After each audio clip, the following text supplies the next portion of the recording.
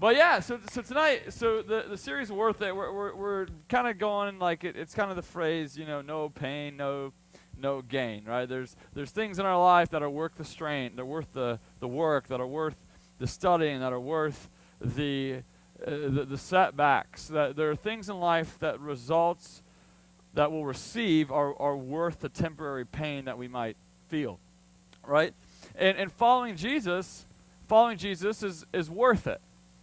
It's worth all that. And tonight we're talking about it's worth the pushback that we feel. In our lives, we all have pushback. Like, all of us have pushback, probably like all the time, right? There's a pushback, by the way, in case you don't know what I mean by pushback. Pushback is like a negative or unfavorable response. That's pushback. So like, when you're leaving the house and one of your parents, whatever, your parents like, hey, where are you going? You're like, I'm going out with my friends. And then your parents like, no, you're not. You're going upstairs and you're cleaning your room, right? Well, that's pushback, a negative or an unfavorable response. And listen, a lot of the pushback that we get in life, the negative or unfavorable responses, to be honest, a lot of times we deserve it. Right? Like, there's plenty of times, like, I'll speak for myself, I deserve the pushback. Like that one time that I shot a cat with a BB gun, and the guy called me later, and it's like, hey, you have some vet bills to pay, Like, I deserved it. I didn't know that we were hitting the cat when we were shooting. I was a young junior hire. I don't do it, okay? But was that not funny? Because it was true? Sorry. All right, so I deserved it. Oh, yeah, you guys judge me. Okay. All right, but anyway, so Peter says this. Check this out. Peter talks about pushback that you deserve. And that's not what we're talking about tonight. Peter, pushback, Bible verse. There.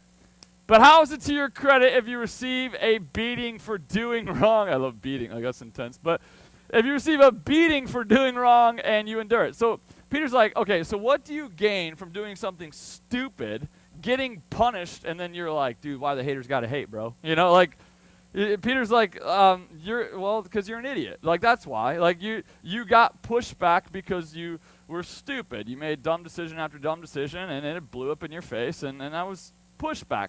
But you know what? We also get, you take it down, thank you. We also get pushback for doing good things. Right? It's not always bad things. Like, there's plenty of times, again, we deserve pushback. Like, you call your mom, like, you say, like, tonight, like, Mom, you look like a diseased platypus. Like, you're probably going to get grounded first of all, she'll be like, oh, what? And then second of all, like, I won't see you prime time for, like, 6 months, right? But there's also times we get pushback for good things. I think about high school. Our high school students a couple years ago, they did this thing called 518 Takeover. We've done it a couple years. Probably be doing it this year. And they did a really good job. What it was is, like, students from Shen, like, took over primetime for a night. There's a ton of students here, and a ton of Shen pride here. Woohoo, Shenners, right? And they did awesome. Like, they had the principal, like, on video dabbing. And like, they were, like, on the intercom at school telling everyone about 518 Takeover at primetime. Like, they were savage. It was gutsy. It was awesome. And they got pushback. And a couple of, like, grumpy moms or whatever, like, put in some complaints and said that it was too much church in the school, and there was pushback. So what the school had to do is they had to cancel our popular donut day, or at least tried to, and like things that our students were doing, like, out of good hearts and for good reasons. And it wasn't like we were trying to hand out heroin. Like, we were like advertising that we were having a church event, and or even donuts, of giving out 2,000 donuts for free to kids, like, to students, just so you could, like, be encouraged on a like, Monday when you're going into the first day of final exams. Like, it wasn't bad stuff, but they still got pushback, right? And that happens. But here's the thing: we have pushback all over our life, stuff that we deserve, or stuff that we don't deserve. But when it comes to following Jesus, there's always pushback.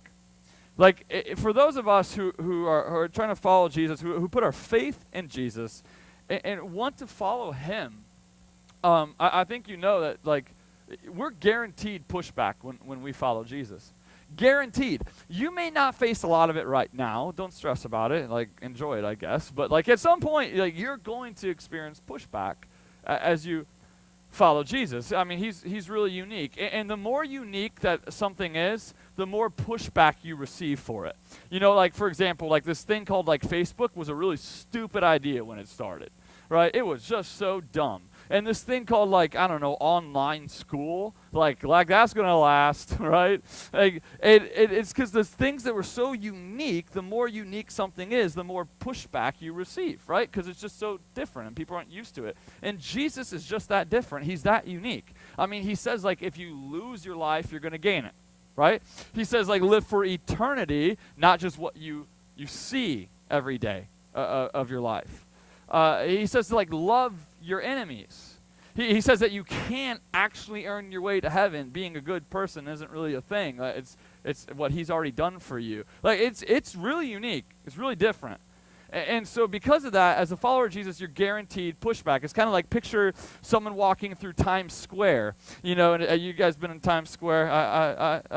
Oh my gosh. Okay. And I mean, you live in New York, man. All right. And you're walking through Times Square, and there's no personal space. But just a picture, like, everyone's walking one way, and you're following someone else, like, against the grain, against the current, right, against the flow. Like, you're going to bump into people, right? There's going to be pushback. And that's what it's like following Jesus. We're guaranteed to receive pushback, negative, unfavorable responses when we're trying to follow Jesus because he's that unique. So the question, how do we handle, like, pushback? How do we handle pushback? I don't know if you've ever had pushback for your faith. I don't know if you've ever been made fun of for your faith. I don't know. I don't know if you get, you know, people ask you, like, what you did on Sunday night, and you're like, I went to this thing called prime time, and they're like, what's that? Or why do you do that? Or, you know, I don't know if you have, you know, you post a Bible verse or something, or on Snapchat or Instagram, whatever, and people like kind of, you know, like, well, what's that? Oh, you're super religious or what? Like, I don't know if you get that kind of pushback, but I do know that in your life you have pushback. And the question is, as followers of Jesus, how do we respond to pushback? What are we supposed to do? And Jesus says this. So we look at, actually, like, Jesus, this is teaching, Peter writes this. Can you go to the next scripture here? Peter says this. Finally, all of you should be of one mind. Sympathize with each other. Love each other as brothers and sisters. Be tenderhearted and keep a humble attitude. Don't repay evil for evil.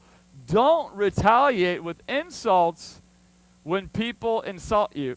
See, I could summarize this and say this, and we could all get out of here right now. Some of you are like, I'll take that deal, right? But Jesus, I could be like, well, basically Jesus just says, like, love people. Like, that's, you know, like, we should respond to pushback by loving people. And be like, oh, I didn't see that coming from the pastor guy, all right?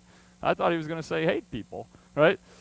At least that would have been interesting. But let's be more specific here.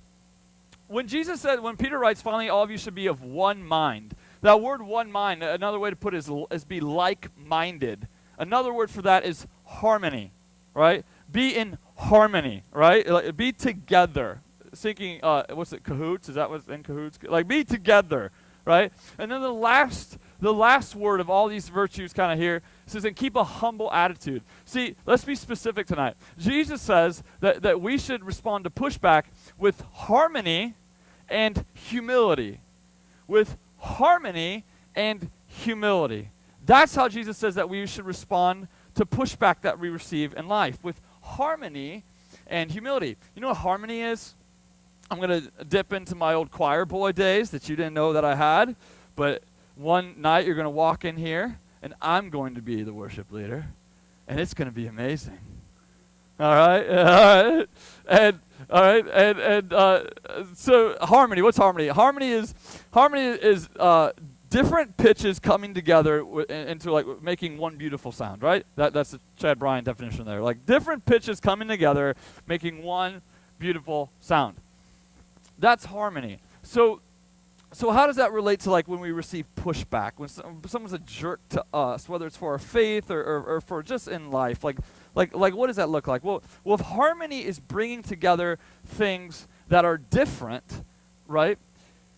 I think what happens a lot of time when we receive pushback is instead we push back and we highlight the things that are different. Like the things that are different drive us and divide us. And that's the quarreling and that's the fighting. But Jesus, off your phone, please. Are the Giants winning, dude, or are they 0-4 now? They suck so bad, man. That's what he said. Oh, as a Detroit Lion fan, like, I'm with you, dude. Try 0-16. It's harder. All right? But Jesus says harmony, all right? So he's like, listen, rather than like fight about your differences and take pride in your differences, instead embrace your differences and try to be like-minded, right? So when it comes to people, you as a follower of Jesus, we are called to do everything. Listen up, please. We are called to do everything that we can to have harmony with other people, to have peace with other people. All right? Now, there are times in your life there are plenty of times where you don't have control of someone having harmony with you, right? Of someone having peace with you. Like, I don't know if you can relate to this, but I remember in high school, like, I had a dude who hated me. I had a dude in high school who hated me. I don't know if he just hated people that looked like leprechauns. I have no idea. But, and my mom always dressed me like one, and so that, like, blew up. You know, like I'm, you know, she's like, green looks so good on you. It's like, Mom, it's because I'm a redhead. Like, this is getting so old, right? You know, like, I look like the little Lucky Charm guy. And I go to school, and this guy just didn't like me. He didn't like me. His name was Matthias. I mean, like, I should have made fun of that. But anyways, like, he was taller, and anyways, he hated me. I don't know what I did. I wasn't nearly as outspoken and hateable as I am now. And he just didn't. He didn't like me, and there's nothing I could do about it. There's nothing I could do. It's like the harder I try, the worse it got. I don't know if you've ever had one of these experiences. Like, you're just like, that dude or gal or whatever just doesn't like me. Like, I don't know what happened. I don't think it's going to ever get really better, you know, no matter what I do. And you have that in life. The Bible says that as much as you can, as much as it's within your control, live at peace with everyone, right? So that's what we strive for. But here's one person that we can always be in harmony with. God. Like, think about it. God's, it's not his problem. Like, he forgives you. He loves you. He's not holding a beef against you, right? So when it comes to pushback, guys, when it comes to people treating us poorly, when it comes to negative or unfavorable responses in our life, here's a question we can always ask. God, what's most important to you in this situation? Before we respond, God, what's most important to you? We're going to seek to have peace with the person, but we could also ask God, what's most important to you? And then the second thing that Peter mentions, humility, right? We should respond to pushback with harmony and humility. Humility, what's that? It doesn't mean that someone's more important than you or more valuable than you. It doesn't mean that. Jesus died for you. He died for that person, right? Just as valuable in the eyes of God. But humility is when you choose to make that person a higher priority than you. That's humility. So let me give you an example from a current event here that just happened this last week or last weekend. What does it look like when we respond to pushback? What should it look like? Well, we should fight for harmony and humility. We should live with harmony and humility. Well, there was this thing. How many of you are aware of the kneeling and the national anthem protests that happened? Good. I mean, it'd be kind of weird if you weren't. I'd be like, you have got to like get off your phone or something, or get on your phone more, or whatever. Like, it's everywhere, right? I mean, it was pretty intense, right? Like, it was pretty intense. And listen, I'm not going to be up here and like tell you like the right view or why your mom and dad are wrong or whatever, or your grandpa. Like, here's the thing though. When it comes to like responding to pushback, to things in our lives that we see, even culturally, where there's negative responses or feedback, and Jesus says to live with harmony and humility as followers of him. Those of us who are followers of him, live with harmony and humility. I'll tell you what it doesn't look like. It doesn't look like what we saw this last week. That's what harmony and humility don't look like. Right? Because if harmony is like different pitches coming together for one beautiful sound, do you know what I saw last week? And listen, I'm not judging anyone. I'm just I'm just reading posts and stuff. Right? You know what I saw? I saw differences being the reason for divide. I didn't see differences coming together and being embraced. I saw people who I didn't see harmony. I saw disruption based upon someone thinking they're right, the other person saying they're wrong, someone saying you should do this, someone saying I should do that. I didn't see harmony. I saw disharmony. And I didn't see humility, but I saw pride. We had a little staff, a team meeting on Tuesday. It wasn't like an emergency meeting or something. It wasn't that big. It was like, bring it in, guys. Right? We meet on Tuesdays, and the interns and Kristen Simon, our admin behind the scenes. You have no idea how much she does for us behind the scenes. And we kind of had a little devotional together because it was such a big deal, this whole national anthem kneeling thing, and we were talking about it. And kind of the text we studied, we won't even bring it up here tonight. Proverbs 18:2. Proverbs 18:2 says this: a fool delights in airing his or her own opinion, but a wise person seeks understanding. A fool delights in airing his or her own opinion, but a wise person seeks understanding. So like, how do we respond to pushback? Well, the total opposite of what we saw this last week. Because you know what the opposite would be of what you saw this last week? This is what it would look like. It would look like people seeking understanding of people who don't think like them or don't look like them and have a different perspective than them. That's what it looks like. It looks like when you're not so proud to air your opinion, but instead you're committed to understanding someone else's. Where a white, freckly, moly dude is instead committed and interested and intentional about hearing the perspective of a black guy. So that I can say, like, listen, man, you tell me, how many of you listen to Lecrae? His new album came out. I don't know if it's over your head or not, some of you, but like he spends a lot of time talking about some of the racial tension in our country right now, right? And I find it incredibly insightful to hear the perspective of something that I can't speak for myself, right? I loved coming home, and my wife didn't know I was going to share this story the other night, and seeing my wife is FaceTiming one of her friends who's black, right? And she's asking her about this whole thing going on. She's like, tell me your perspective. What do you think? What's this like for you? Like, how does this make you feel? Do you agree, or do you like what does this trigger for you, right? But seeking understanding, not just airing your own opinions. See, when it comes to pushback, Jesus says, live with harmony and live with humility. Rather than find the differences and fight about them, embrace them, seek understanding, and kick your ego to the curb. That's different. That's really unique. Here's the thing. When it comes to pushback gives us an opportunity to be a blessing to people. Pushback gives us an opportunity to be a blessing to people. You can go ahead to the next verse here. Peter writes this: instead, so rather than respond to evil with evil or insult with insult, instead pay them back with a blessing. That is what God has called you to do, and he will grant you his blessing. So here's, what does it mean to be a blessing to people? Okay, let's go back to, away from, to kneel or to not kneel or whatever.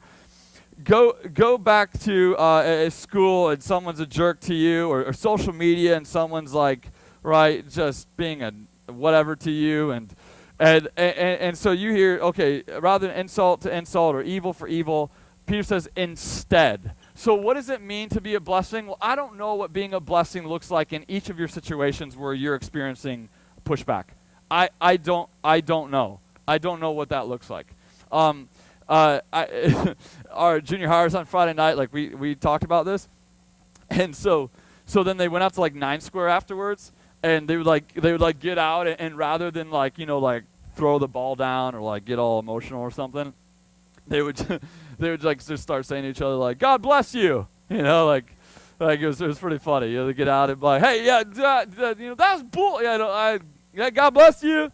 As they walk all the way back to the end of the line. And I don't know if that's what it looks like. Maybe, for you to respond with a blessing. But here's what I do know. Woo! I do know. Can we bring up the verse real quick? I do know what it doesn't look like. I do know what responding with a blessing to pushback doesn't look like. Peter says instead. You know what instead means? It means basically rather than do what you want to do this instead. So what is it? How do we respond to pushback? How does Jesus want us to respond to pushback? Well, first, by not doing what we want to do. The very first step. Someone's a jerk to you. Your parents, like you're having a hard time with your parents. Your coach is just so intense. You're mad at that teacher who thinks that their class is the only class that you have. How many of you have a teacher like that? Yeah, I remember that. Right? And you're like, how do I respond? Well, you respond by not doing what you want to do first. By not doing what you want to do. And then you go back to what we talked about before, harmony and humility. So harmony, listen, I don't know if you're going to be able to be on the same page as your teacher or whatever, or that person who's a jerk to you. You could try, go for that, have a conversation if you can, whatever. But ultimately, you can ask the question, God, what's most important to you? When this person is bullying me, or when this person is just a jerk, or God, to be honest, I just emotionally hate that kid. Like, what's most important to you, God? For me to reflect your unconditional love? Like what's most important to you? And then secondly, God, can you kick my ego to the curb? Can you get rid of my pride? Pushback gives us an opportunity to be a blessing, because here's the thing. When you respond differently, you could actually change someone's life. Like you can actually, think about it, of all the ways that you can reflect Jesus in your life. There are probably other ways that you could really look like Jesus in your day-to-day life, but responding to pushback with harmony and humility, right, sets you so much apart from the rest of our world. Like, it reflects Jesus in such a clear kind of way.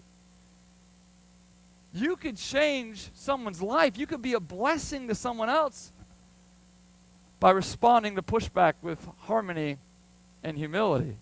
So that person who's just ragging on you, that person who's just blasting you on social media, and you continue to respond. Like, by the way, this does not mean that you need to be some kind of weak person, where you're some kind of pushover, where you don't stand up for yourself, where you don't have a hard conversation with someone and say, hey, like, how you're treating me is like disrespectful, or like that. It does not mean that you don't have those conversations, but it means that in your heart you strive for harmony, you strive for peace, and you ask God to kick your ego to the curb.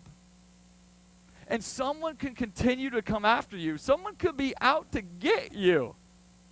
And over time, they could think, what is up with this person? Like, the more I come after them, they seem so, like, stable, and they don't return the favor to me. The bottom line is this, guys, tonight. We go to the big idea here, Tech. The big idea is this. The pushback is worth it, because our response is what makes us different. Pushback is worth it in following Jesus, because our response is what makes us different. Listen, if we want to be like everyone else, and I'm saying this myself too, I don't want you to think for a second that I don't have a ton of pushback in my life. I work in a church. You know who works in a church? People. And as long as there's people, there's stupidity. All right? And like, I play a huge role in that. All right, and I'm not just talking about here at our location or whatever. I'm talking about, like, I'm still in the real world, okay? People say mean things. People say hurtful things. People sometimes try to say mean and hurtful things. There's other times they don't try to say mean and hurtful things, but there's pushback. And you know what? If I want to be like everyone else, then I respond the way I want to. If I want to be like everyone else, I respond the way I want to. And I don't go for harmony, I go for disharmony, right? I say, oh, that person came at me like that. Oh, he or she said that about me? Oh, I'm going to wreck them. I'm going to get them, right? I mean, you see on social media, you see something, someone, maybe a friend screenshots you something, sends it, like, look what he said or she said about you, and you're like, oh, they don't even know what's up. Oh, they don't even know what's up. Oh, and you're like, you're like, yeah. And you know what? I'm going to make it an anonymous one so they don't, like people don't know who it is, but, like, they know who it is. And I'm just going to, I'm going my notes, I'm going to screenshot that, put that on Twitter, and, like, bam! I'm going to just grill them.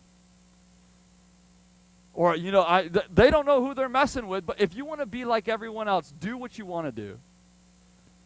If you want to be like everyone else, then just embrace disharmony. Like let that be the divider. And you know what? If you want to be like everyone else, let your pride lead the way of viewing yourself as the most important. But if you want to follow Jesus and you want to be different, then realize that pushback is an opportunity to change someone's life, to respond in a way that they've never seen anyone respond before. And it's that response that makes us different. I was coming back with Kevin Cook. Kevin Cook graduated last year. And Kevin Cook is like a primetime junkie. Like, the kid just loves everything about primetime. And he's like collecting. He has a blanket made out of primetime shirts. Like, he has issues, right? And he was missing a shirt, and he's like, dude, I really, do you have an extra 518 takeover shirt? Remember I talked about in the beginning, like, we got a lot of pushback for how well of a job the students did in advertising. And I'm like, yeah, to be honest, no, sorry, whoever made them or whatever, but I'm like, dude, they're like not that good looking, like, honestly, like, I mean, you really want it? And he's like, yeah, no, I really want it. It's actually like the most meaningful shirt. And I'm like, why is it the most meaningful? It is not the best looking. And he's like, it's the most meaningful because he goes, that was like one of the first times that I really got pushback from my faith.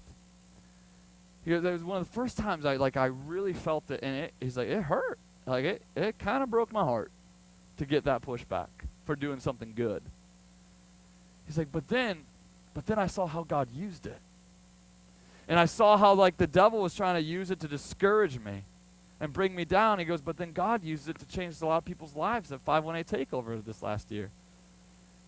And just so you know, I don't know if you know the story, but, like, Donut Day was actually, like, canceled at first because of all of the pushback from 518 Takeover. And so what our students did was this. They thought to themselves this kind of process. They asked themselves, okay, listen, we've gotten pushback. We can't do something good. We can't go pass out 2,000 donuts at our school and make people smile, right? We can't do that. But then they ask themselves, but God, what's most important to you? God, what harmony, right? Like, what? So we have the pushback, but God, what's most important to you? We want to be in harmony with you here. What's most important to you? And they concluded what's most important to God is that we serve our peers. That's what's most important to God, and we reflect his love. So they said, we're going to do it. We're going to do Donut Day. And then they said, secondly, God, like, all right, let's remove the whole pride thing. Let's get pride out of the way. So they went to the school and they said, you know what? We won't hand out 2,000 donuts with Primetime's name attached to it. Instead, forget Primetime. It's not about Primetime. It's about the church. It's about us, like, serving together and being the church. It's not about a ministry or a specific church building. So they did. And they did it themselves. And God used something that in which there was so much pushback. He used it for something so good. And they lit up their school building. So the question tonight for us is this. What kind of pushback do you have in your life right now? What is there someone who's hurting you? Is there someone who's criticizing you? Is there someone in your life that, like, you're just receiving that negative response or feedback? Well, here's my encouragement to you and to me, because I have people in my life like that right now. I'm with you on this, okay? One, let's not do what we want to do. I think of, like, the clip of, like, Hulk. Have you ever seen Avengers? Where, like, he just, like, all of a sudden takes a dude, just starts smashing him, like, back and forth. You know, like, that's what I want to do, right? But, like, don't do that. Like, if anything else, you just do step one. Like, don't do what you want to do. And then secondly, ask God, what's most important to you in this situation? Doesn't mean that you don't have hard conversations. It doesn't mean that you don't, right, have those awkward talks with the person or whatever. It doesn't mean that. But ask God, what's most important to you, God, in this situation? And then third, God, would you kick my ego to the curb? Would you remove my pride in dealing with this pushback? It's our response to the pushback that makes us different. So pushback is worth it. Let's pray. God, thank you for your purpose, and thank you for giving us purpose even in pushback. So God, I pray for the person tonight, Lord, who's feeling it, who's feeling the negative responses, who's feeling the hurtful responses. Jesus, I pray that you would fill them with purpose to be different. That you would give them the ability, Lord, to live with harmony as much as they're able. With people and with you, to ask what's most important to you and to be on the same page with you. Lord, that their ego would be kicked to the curb and that they would walk in humility. And God, that you would use that kind of humble response to change someone's heart. God, I pray for the hurting people who are hurting people tonight. And I pray that you would use the responses of this group here to heal hearts that are hurting. God, thank you for being worth it. And thank you for using even the pushback to bring good to our lives. It's in Jesus' name that we pray. Amen.